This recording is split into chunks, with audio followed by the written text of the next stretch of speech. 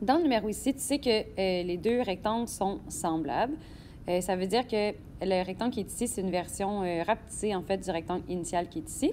Et tu cherches son aire.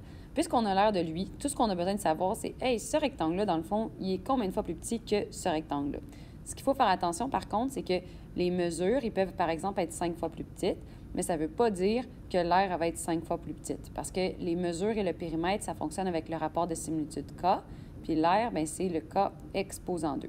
Donc, par exemple, ici, ce que vous devriez voir, c'est que la mesure, là, elle est 4 fois plus petite qu'au départ. Mais ça ne veut pas dire que l'aire aussi, elle est 4 fois plus petite.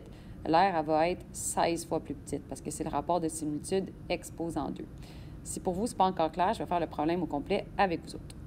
Donc, la première chose que je suis allée faire, c'est que je suis allée trouver le rapport de similitude entre les deux rectangles. Et quand j'ai divisé 5 par 20, donc l'image par l'initiale, ça m'a donné un rapport de similitude de 1/4. Il n'y a pas d'unité à ça, c'est vraiment juste « Hey, ça, c'est combien de fois plus petit que ça? » Puis dans le fond, je me rends compte que ce qui s'est passé, c'est une multiplication par 1/4 ou que cette mesure-là, elle est le quart de l'autre. L'erreur honteuse, ça serait de penser à ce moment-là que l'aire aussi va être le quart.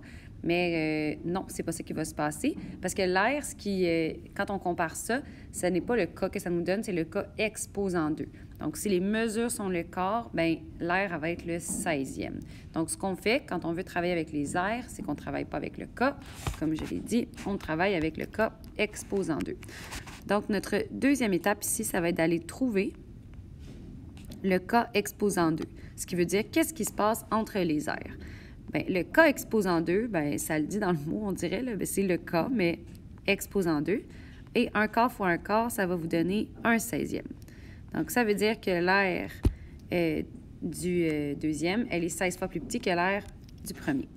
Et ensuite de ça, troisième étape, ce qu'on va aller faire, c'est qu'on va aller trouver l'aire de l'image.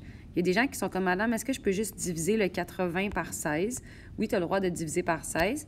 Sinon, la technique, c'est de prendre la mesure de l'initiale, de la multiplier par le cas exposant 2, qui est de 1/16e, et ça va nous donner la mesure de l'image. Si je fais 80 fois 1/16e, eh bien, c'est ça qui va me donner 5 cm². Je ne sais pas en quelle unité ils veulent la réponse. Ils la veulent en centimètres carrés. Donc, voilà, vous avez terminé.